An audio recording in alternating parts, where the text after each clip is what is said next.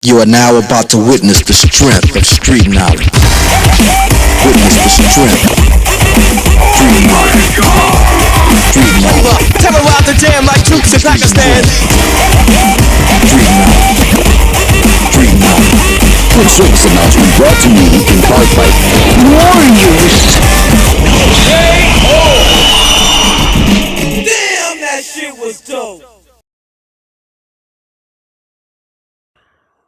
And welcome back to another Warrior Creed live stream with me, the radical Majid Nawaz. And the topic on your screens today is as follows: Labour ex-minister Ivor Caplin arrested in underage sex sting as demands for national inquiry grow. Now, of course, as you may well have worked out by now, today's Warrior Creed live stream continues from last week's on the question of the national scandal that is underage rape grooming gangs. And last week we mentioned that the Labour Party under Sir Keir Starmer as Prime Minister was set to vote down the proposal that there be a renewed national inquiry into this scandal of gangs of organized criminals in towns and cities across the UK engaged in sex abuse of underage victims. We suggested in last week's stream that Labour would vote down this request for a national inquiry, and that's exactly what they did. Keir Starmer whipped all of his MPs to vote against this notion, and not a single Labour MP in government as a result voted for a national inquiry. Well, matters have progressed since then, because since then, a very senior former Labour minister, in fact, he was Minister for Armed Forces Veterans, has been arrested in an undercover sting on camera for attempting to solicit, allegedly, the sexual favors of a 15-year-old. And we're going to show you the video of that and the consequences we believe that this will have. But for the moment, it's important to remember exactly what we are discussing. And as the Mail has reported, which is on your screens now, dated the 11th of January, headlined "Britain's Asian Grooming Gang Scandal Laid Bare. Interactive map reveals shocking extent of predatory men who sexually abuse young girls across 41 UK towns, and the staggering number now free and back on the streets."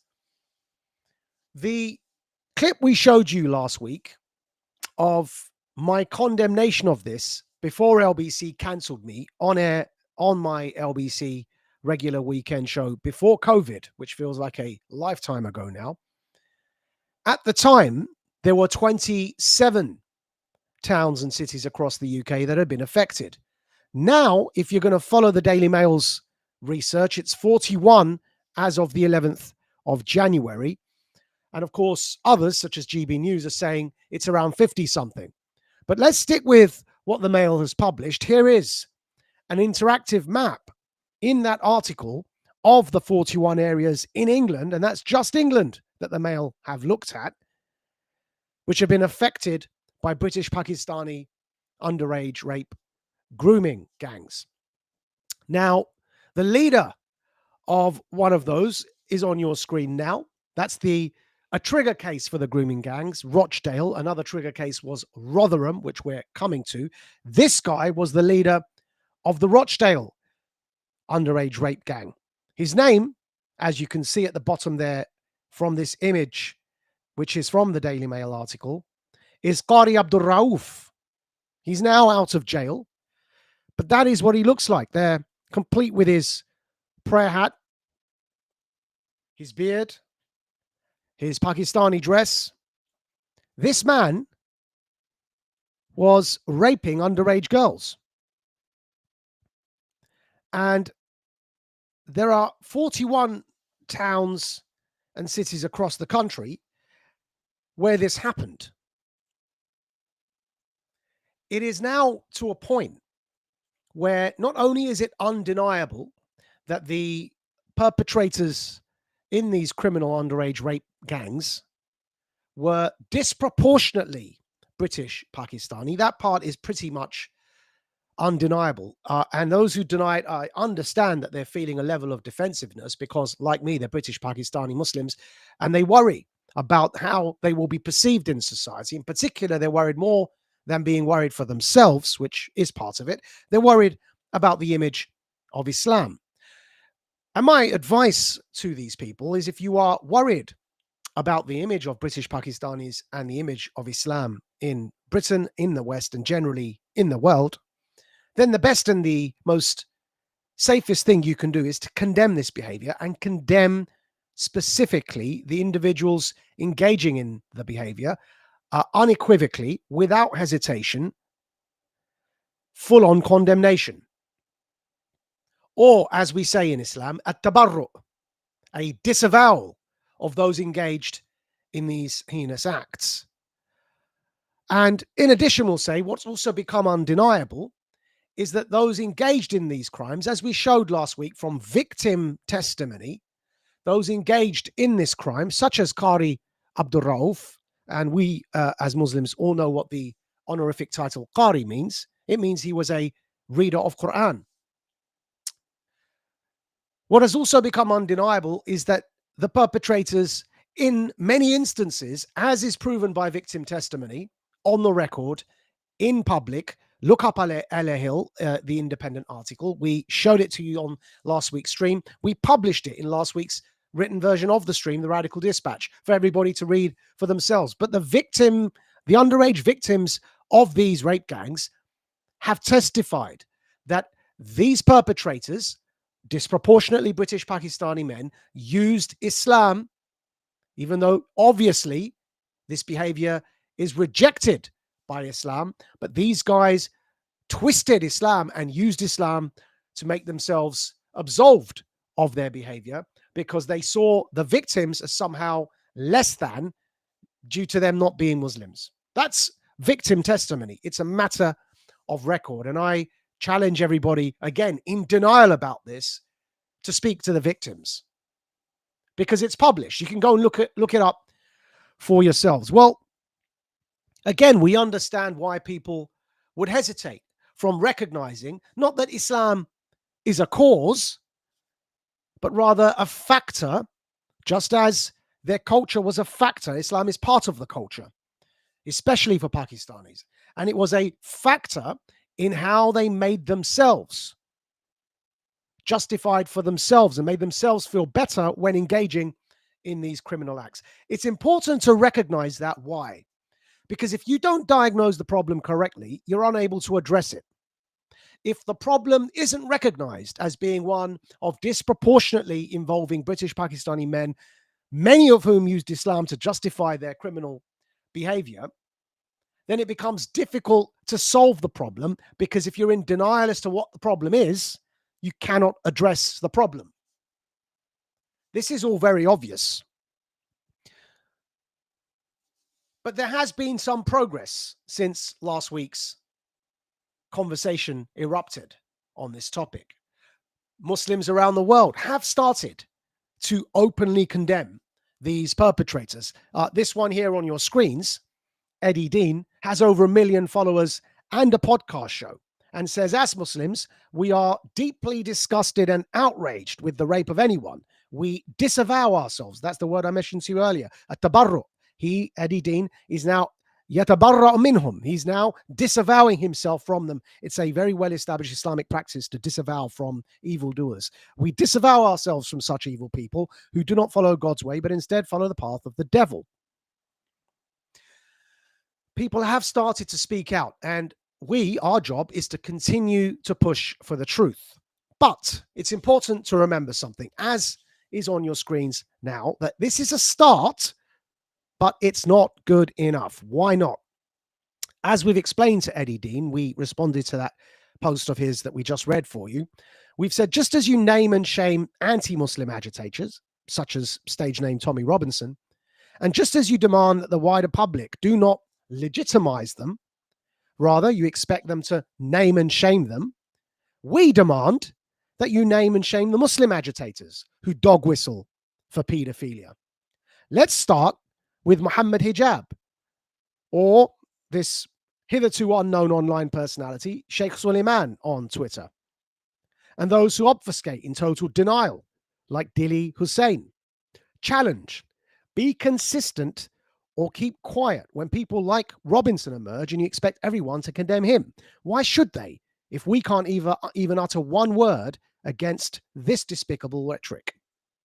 What despicable rhetoric are we referring to? Well, we're going to play it for you. This is Muhammad Hijab, who we named in our response there to Eddie Dean, saying, direct quote, in conversation with Sneeko, a new Muslim who is still learning his religion and doesn't know and therefore is being taught wrongly by street preacher Muhammad Hijab, he says to him in a direct quote, pedophilia is very relative. The context of what he says before that and after that involves language such as, we can do what we want as long as, and no, we don't have any problem with it. Have a listen for yourselves and you'll understand why we are saying that it's not good enough. We need to directly name and shame those who dog whistle for the kind of behavior that we saw this guy, Qari Abdul Rauf, engage in, and those who did so with him in over 41 UK towns and cities. Now here is street preacher, self-taught, mind you, street preacher, Muhammad Hijab, uttering what can only be described as a disgusting explanation. Don't think there's any problem with it at all. We think that it's just because we have a different idea of what it means to be a child, which can be tracked historically. But now, if the situation has changed, we say that the general principle in Islam is, you can do what you kind of want, so long as, I'm not going to say you can do what you want so long as you're harming. You can marry whomever you want to marry, so long as it doesn't cause them harm, physical and psychological. So, for example, if I marry a 100-year-old woman, or Sneeko, if you marry with your tank top a 100-year-old woman, and you get involved with her intimately, she might die. I mean, she might have some kind of health problem. So we would say that, well, if you were to be intimate with a 14-year-old or 13-year-old who's got huge hips and huge breasts and huge body, I mean, quite frankly, we would say it's not going to have the same effect medically. I mean, no one can make the argument. But in these countries where we live in now, one is legal and one is illegal. So, in other words, you can't marry a 100-year-old woman, but you can marry that girl that's, you can't be. So you're a pedophile if you go for the girl that's got the hips. And once again, pedophilia is. And we've made it clear to Hijab Online, street preacher, self-taught Muhammad Hijab Online, that this kind of rhetoric is absolutely unacceptable. We've advised him to retract and apologize. The result was that he blocked us, but that's fine. That's what we expect from the likes of him. But for everybody else in the Muslim community, in the wider Muslim community, and generally in wider society, that's the kind of rhetoric that absolutely must be condemned. Not the whistleblowers speaking about the problem, but the dog whistle of people like Muhammad Hijab, dog whistle to pedophiles. Hey, come to our religion. It will welcome you, even if you have desires for underdeveloped, mentally, emotionally underdeveloped, or even physically perhaps underdeveloped children. The truth is that he's got it absolutely wrong in that video that you just saw, both in tone and in content. The content, Islam, it is absolutely wrong that Islam did not fix any minimum age for marriage. That's false. The truth is, Islam, via a very well-established jurisprudential principle known as urf, or custom, or tradition, Islam has left it to each age and each society to determine for itself, using its collective will, to determine by using its customs what it finds appropriate for the minimum age of consent in their own society. That's what Islam has specifically said is the answer to this problem. It is to go to urf, because Islam prohibits marrying somebody who's not yet reached what is known as bulugh or balagha, maturity.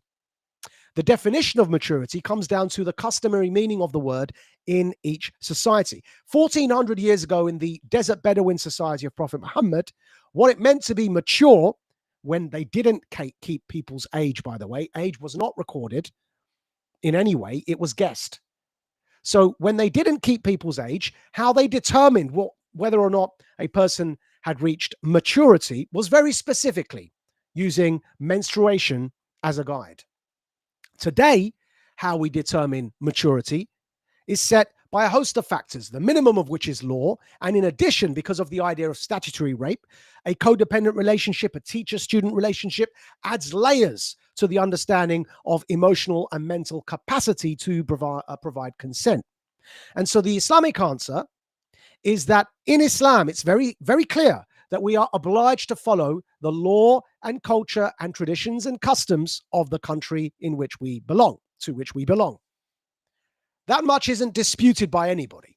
Because of the principle of urf in Islam, of following the urf or the custom of the society, we are obliged not to attempt to somehow radically overhaul the hundreds of years of traditions and customs in the West that have led us to this place, but rather we're obliged to go in harmony with the customs of our society. Hijab didn't even dispute that part. He just simply didn't want to retract and apologize. But he's wrong not just in content, he's wrong in tone. Because on such an incredibly sensitive issue, to stupidly use the phrase pedophilia is very relative, as well as being a dog whistle to pedophiles, is entirely insensitive to victims of child sex abuse. We tried to explain to him pedophilia is a clinical term, and that self-taught street preachers who attempt to try and somehow explain Islam to the world constantly fall into these pitfalls and traps. They explain Islam in a way that makes everybody hate Islam, which is what's going on here. Pedophilia is a clinical term. What he should have approached it with in tone is to begin by recognizing there are victims around the world, not just in the West, around the world, there are victims of underage child sex abuse. You begin by recognizing the victims and centering their narrative through the rest of the explanation. So his answer was wrong in tone and in content, but we had put to him 3 questions. Do you apologize for that clip we just played you? Do you now reject that clip? And also, do you acknowledge that these so-called grooming or underage rape gangs were engaged in hiraba against their own country? What's hiraba? Have a look at your screens now. And we've explained it. Underage, these rape gangs, or violence and blackmail and subversion, i.e. banditry against one's host society, is strictly forbidden in Islam and is known as hiraba, which is declaring war against one's own society. Below is Allah's verdict in what is specifically known as the verse of hiraba. This is the ayat al-hiraba, which is the passage we've just referred to there. That's on your screens. إنما جزاء الذين يحاربون الله ورسوله ويسعون في الأرض فسادا أن يقتلوا ويصلبوا وتقطع أيديهم وأرجلهم من خلاف أو ينفرون أو ينفوا من الأرض ذلك لهم جزي في الدنيا ولهم في الآخرة عذاب عظيم. Right? This passage is roughly translated as the following from the bottom of your screens. Now, the punishment of those who wage war against God and his messenger and plant the seeds of corruption and ruin in the land, execution, crucifixion, or the amputating of their hands and feet from opposite sides, or expulsion from the land. That is their disgrace in this world, and a heavy punishment is theirs in the hereafter. So rather than Islam allowing this sort of behavior, it is very clear and very explicitly and severely punished in Islam. And this is why we say to our fellow Muslims, the solution here is not to live in a state of denial, but to come out absolutely clearly and categorically condemning the behavior, explaining Islam's or the Quran's stance towards this sort of behavior. That passage there very specifically is specifically about this sort of behavior. It's known as Ayat al-Hiraba, or declaring war against one's own society. And it's specifically covering those who engage in banditry, looting, robbing, raping. This is the specific passage for that kind of behavior. Again, recognized traditionally throughout Islamic scholarship. So to approach this topic head on means to recognize it. It's our duty to condemn this evil. Remember, we mentioned it last week. We have no extra favor upon mankind as Muslims whatsoever, except in content of our character. That's the only reason we can be considered better, if we're good people. If we're bad people, we're not the best nation brought forth to mankind. And that is, again, explicitly in the Quran. Kuntum khayra ummatin ukhrijat linnas. You were the best nation brought forward to mankind. Why? It's conditional. تأمرون بالمعروف وتنهون عن المنكر, because you command the good and you forbid the bad. So in other words, the only reason we have any favor or recognition whatsoever is because of the content of our character. And the content of our character is determined by the fact that we command the good and we forbid the bad. And so the answer, back to the solution here is to forbid the bad wherever we see it, even against our own selves. وَلَوْ عَلَىٰ أَنفُسِكُمْ. Even if against your own selves, stand for the truth. Forbid the evil where you see it, and recognize this kind of behavior has been explicitly punishable in Islam with what we just read you. And by the way, the passage we just read you explicitly includes, if you look at the second from last line, where it says opposite sides, comma, or expulsion from the land. It explicitly includes the Arabic there for you as well. ينفروا أو ينفوا من الأرض أو ينفوا من الأرض. It explicitly includes deportation as a punishment for engaging in hiraba. And that is what I had wished, the approach that I wished Muslims had taken, condemning the behavior, naming and shaming those who dog whistle for this kind of behavior, explaining the correct Islamic position is to obey the law of the land when it comes to minimum age, because that's specifically what Islam has told us to do through the principle of following urf or customs, and elaborate on the kind of punishments that those engage in this behavior would lead to. It is a great shame that some Muslims choose instead to get on the defensive, defend those who dog whistle for pedophilia, and rather criticize and attack those who speak out against it. La nubali. We don't care. We will carry on. We will not stop. We will not retreat. We will not surrender, because the children are more important. And as we explained last week, the fact is that this entire issue, with the claims of racism around it and the claims of so-called Islamophobia, which is a misnomer, more accurately named anti-Muslim bigotry, the claims of racism and anti-Muslim bigotry around this are a shield. The truth is, British Muslims are being used as a shield by the government and by the Labour Party, because by blocking an inquiry, what they're really doing is blocking our ability as members of the public to understand how far up the food chain this underage grooming really goes.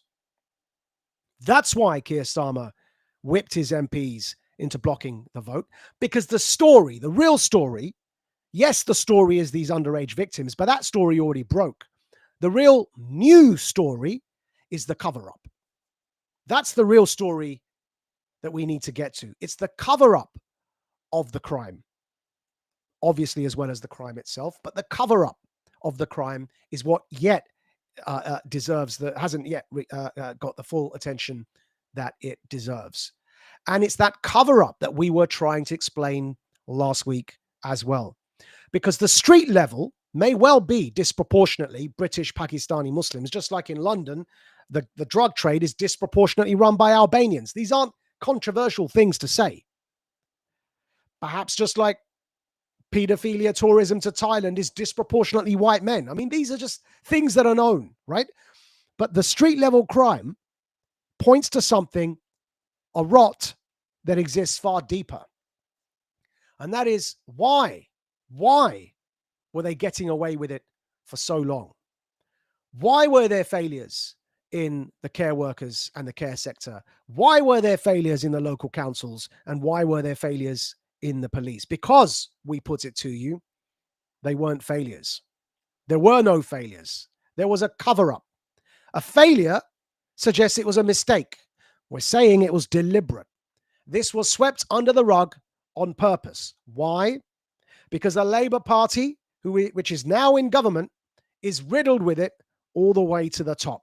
The man who is now Prime Minister, Sir Keir Starmer, was Director of Public Prosecutions at the time that the decision was made to explicitly not prosecute one of these criminals engaged in underage rape gangs, even though his DNA was found on a victim's underwear. Starmer chose not to prosecute this case. We published all these videos and testimony by the investigating detective Maggie Oliver in last week's dispatch and on last week's stream. Go back and look at them. We'll publish the receipts again, don't worry, for the written version of this week's stream. But Keir Starmer, who's now the Prime Minister, was Director of Public Prosecutions when he chose not to prosecute a suspect in one of these grooming gangs, underage rape gangs. He also chose, as Director of Public Prosecutions, not to prosecute Jimmy Savile, Britain's most notorious serial paedophile and friend to King Charles.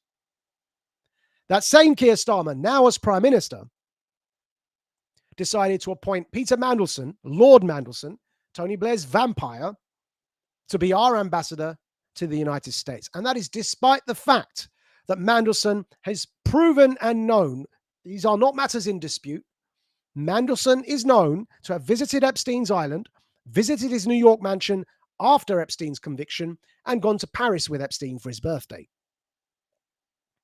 Why is Starmer appointing him as our ambassador to the US? Does Mandelson want diplomatic immunity?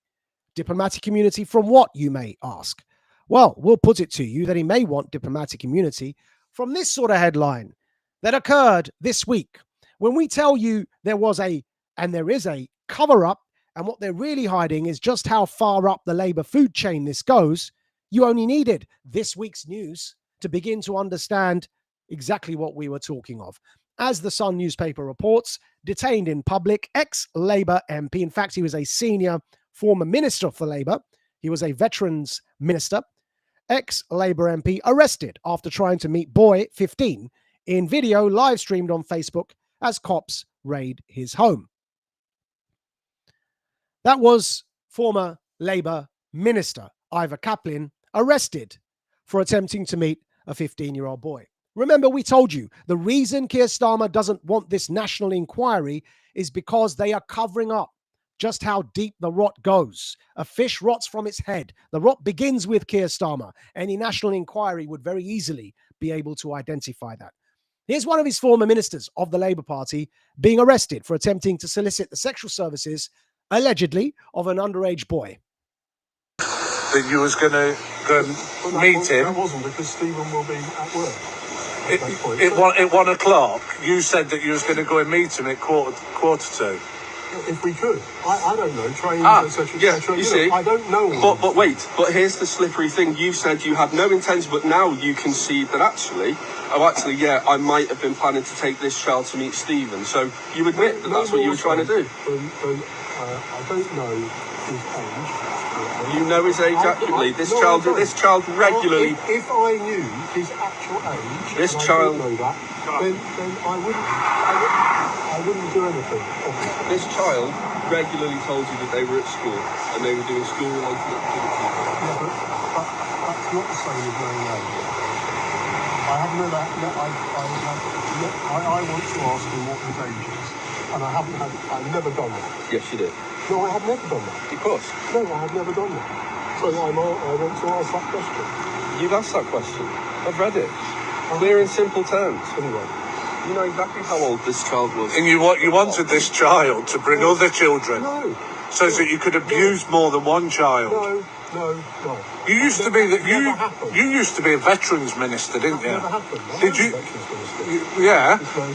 Yeah, we're all veterans. And do you know what? It makes me absolute sick that you had anything to do with our armed forces. I haven't done anything.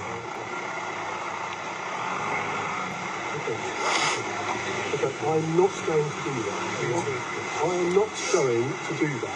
To do what? You're not going to do what? Not going to do what? I was going to tell What don't you understand? The reason you are not taking this child to have sex with... No, stop it. The reason you are not meeting this child to have sex with them is because we've turned up. No, I wasn't going to have sex. Well, why have you told this child that that was what your plan was then? Black and white, it's your words. Have you shown me an image?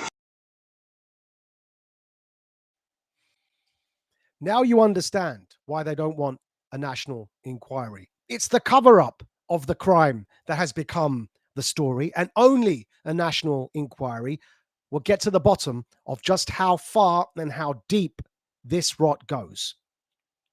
we're putting it to you. It goes all the way to the top, to Keir Starmer himself.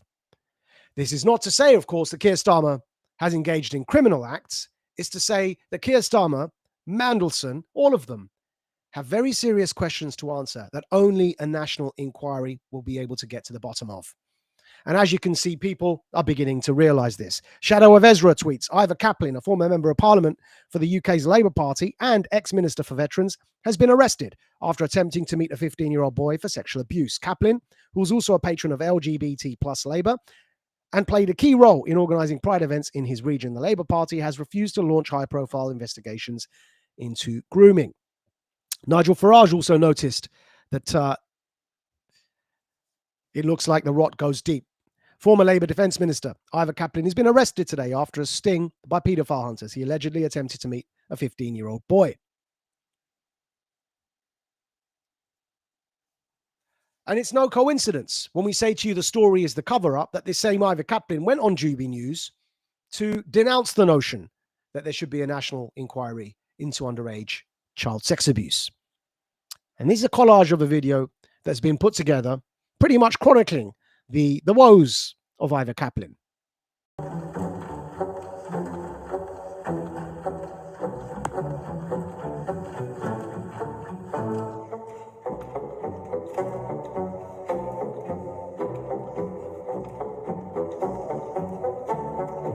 I like the fact that parents bring their children of any age to Pride, and particularly the parade. We're a very, very inclusive Pride, and long may that continue. And for the youngsters in the audience, in 1997, there was no age of consent, equal age of consent. There was Section 28 prohibiting education of young people about same-sex relationships. These were things that, in my 8 years at Westminster, I was proud to go and vote for. What I am really, really against of what Musk has said, around obviously one of our very long-standing members, and also the Prime Minister himself.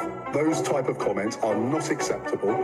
It would be even more unacceptable if he was to become a serious and senior member in the President's United States come the 20th or 22nd of January. You told this child that you was going to go meet him. This child regularly told you that they were at school and they were doing school-related activities. That's not the same as my name. And you wanted this child to bring other children so that you could abuse more than one child. You used to be a veterans minister, didn't you? Yeah, we're all veterans, and you know what? It makes me absolutely sick that you had anything to do with our armed forces. The reason you are not meeting this child to have sex with them is because we've turned up.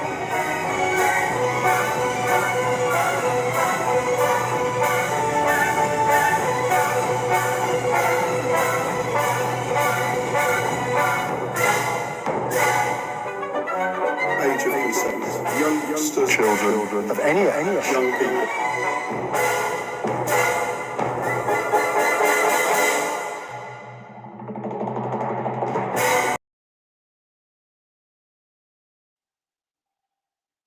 It's just, I mean, this is beyond parody, isn't it? This stuff. We warned you. Do not defend child rape. You will lose. If you look, as was in that video, at the accounts that followed Ivor Caplin, those accounts followed him despite the fact, as is on your screens now, the former UK Labour minister had literally been posting full frontal nudes of gay men on his Twitter timeline for days. And yet look at his followers list. His followers include the Crown Prosecution Service, which PM Keir Starmer led before joining politics, and as leader of which he chose not to prosecute Britain's most notorious serial paedophile, Sir Jimmy Savile. Here's a list of the followers of Ivor Caplin. By the way, remember, it matters that these were following him, because if you went to his account, I'm not going to show you the pictures, but if you went to his account, which is still up, for days he was posting full frontal nudes of gay men on his account, full frontal, completely naked. And his followers, as you can see on your screen, include Gordon Brown, Angela Rayner. These are senior. Gordon Brown's a former prime minister. Angela Rayner's deputy prime minister. Jackie Smith, former home secretary. Underneath that, the Crown Prosecution Service. Look at that. The very Crown Prosecution Service that Keir Starmer led, and leader of which, he chose not to prosecute a grooming gang scandal and chose not to prosecute Sir Jimmy Savile. That Crown Prosecution Service was following the man now arrested for attempting to solicit sexual favors, allegedly, from a 15-year-old boy. Underneath the Crown Prosecution Service, you see Rachel Reeves, the current Chancellor of the Exchequer, and you see David Lammy, the Foreign Secretary, the current Labour Foreign Secretary. And so it becomes very easy to understand what we said last week. We're going to show it for you again and read it for you all on your screens. It becomes easy to understand what we meant. Warning. British Muslims are being used as a shield by compromised globalist war criminals in a VIP paedophile blackmail ring designed to secure compromise on politicians so that their votes can be controlled for, among other matters, war in the Middle East, Ukraine, and elsewhere. What is being uncovered here is the Pakistani British Muslim street level trap house element, criminal element of a wider conspiracy that involves the British establishment through the Church of England, celebrities via P. Diddy, and also VVIPs by Epstein and Mossad. Muslim supremacism is a factor, not a cause, a factor on the street drug gang level. These street-level gangsters are deliberately radicalized into Muslim supremacism as a psychological means of self-absolving for what they are asked to do every day, which is to groom, beat, drug, and rape underage children into sex slave compliance. This is exactly how the CIA and Mossad facilitated the ISIS mindset too, using radicalized readings of Muslim supremacism. This is why ISIS also raped underage girls in the false justification of Islam.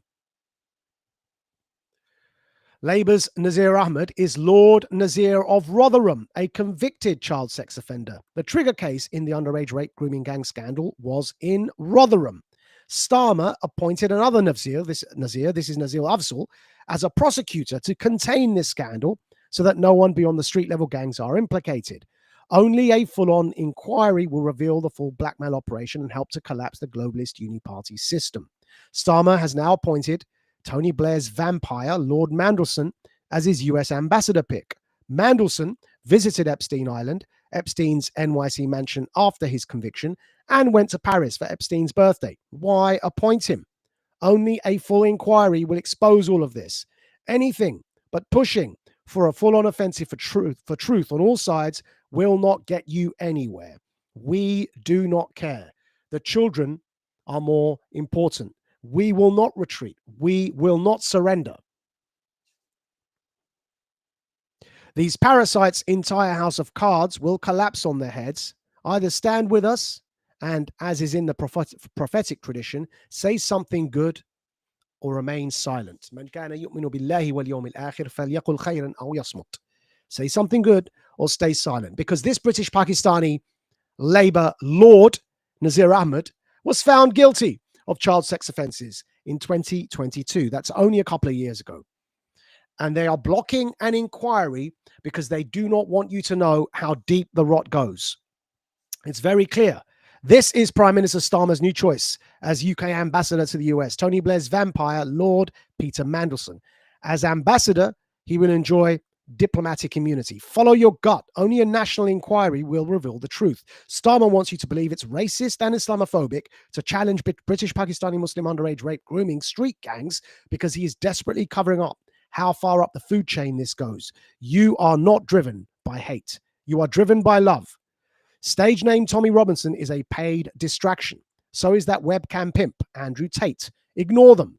Do not drink from these poisoned wells. They want you to stop at the street level in the name of anti-racism before you realize just how far up the food chain this goes. Epstein was a Mossad operation. We are coming. And here is Lord Mandelson with Epstein on his island, as we've published before in the Radical Dispatch.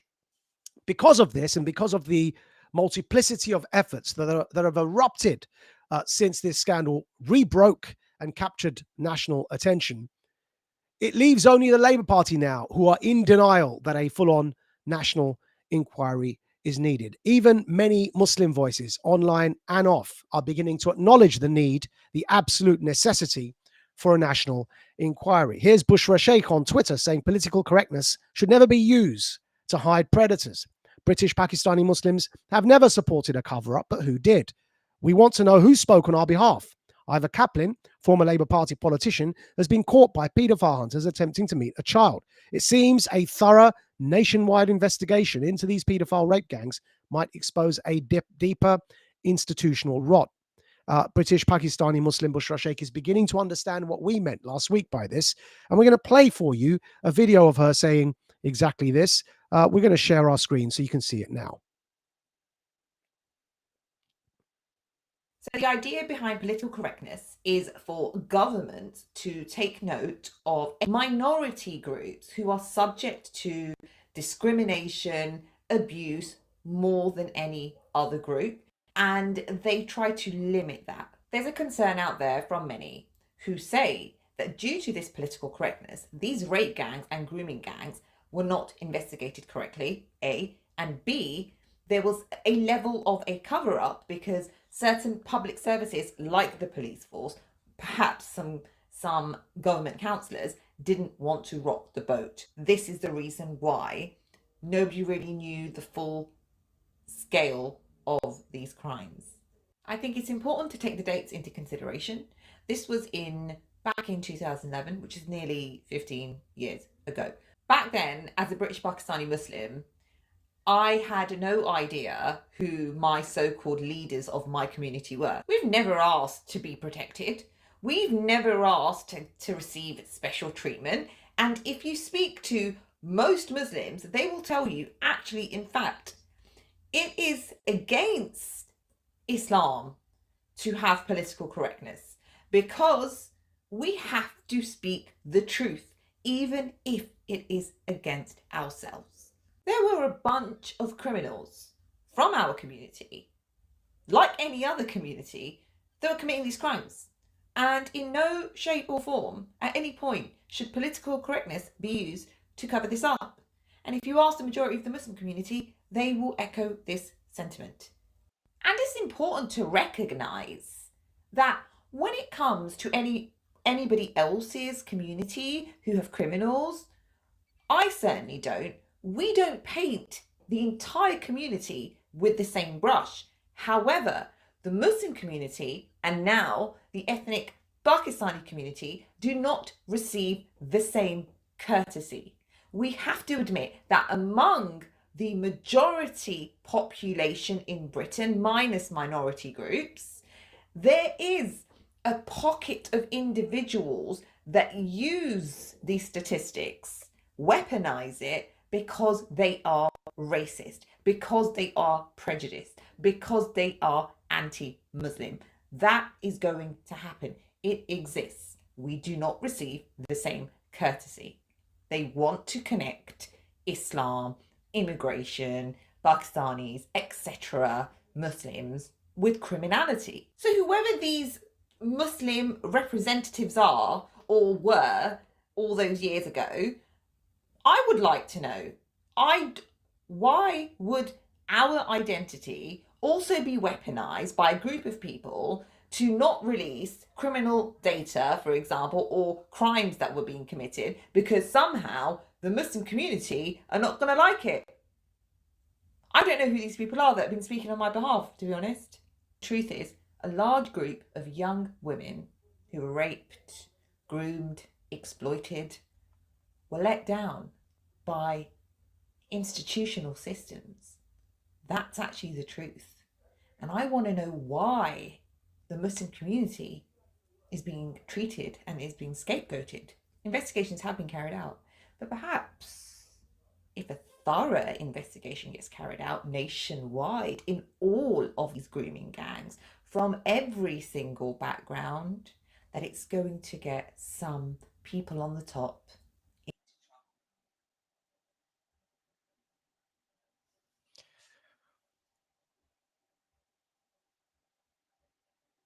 It will get some people up the top into trouble. as you can quite clearly see.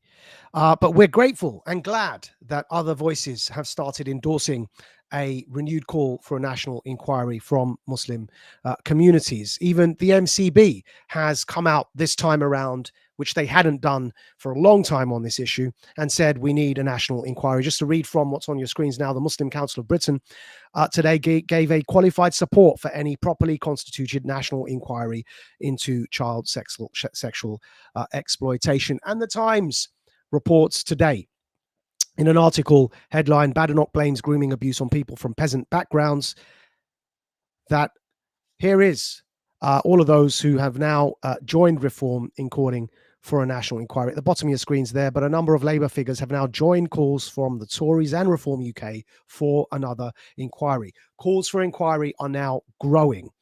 Mr. Farage, we played this clip for you last week. Nigel Farage, leader of the Reform Party UK, promised my former colleague Nick Ferrari on LBC, before they cancelled me, they still owe me 3 months of pay, cancelled me over the COVID mandate stuff. But Nigel promised Nick Ferrari that if the Labour government do not deliver on a national inquiry by the end of this month, that Reform will conduct their own one. It's going to happen regardless. And this issue is going to expose the cover-up. Remember, it's the cover-up that is the current story of the original crime. The crime is bad enough. Covering up the crime, well, that's going to explain a heck of a lot as to why we've ended up in the very mess that we are currently in. That's all we've got time for this week's Warrior Creed. Thank you for joining us. If you go to majidnawaz.substack.com, you will see the written version of this live stream in the form of the Radical Dispatch, published as usually a day after. The live stream stays up on Rumble and on YouTube. But of course, our premium subscribers gain access to the Warrior Creed podcast, and in addition to the complete written version, the Radical Dispatch, even the bits behind the paywall, and in addition, our paid subscribers gain access to the Radical long-form premium Radical podcast, which we've just released a new episode this week with former UKIP leader who left over the issue of Tommy Robinson, left UKIP, and now is running Heartland UK and Europe, Lois Perry. The full 1 hour long interview with Lois is up on the premium Radical podcast. Again, for premium subscribers and members of Radical Media, go to majidnawaz.substack.com to get all of this in one place. Until next time, thank you very much for tuning in. You've been listening to The Radical, Majid Nawaz. You are now about to witness the strength of street knowledge. Witness the strength of street knowledge. Street knowledge. Terrorize the jam like troops in Pakistan. Street knowledge. Street knowledge. Good service announcement brought to you in part by Warriors.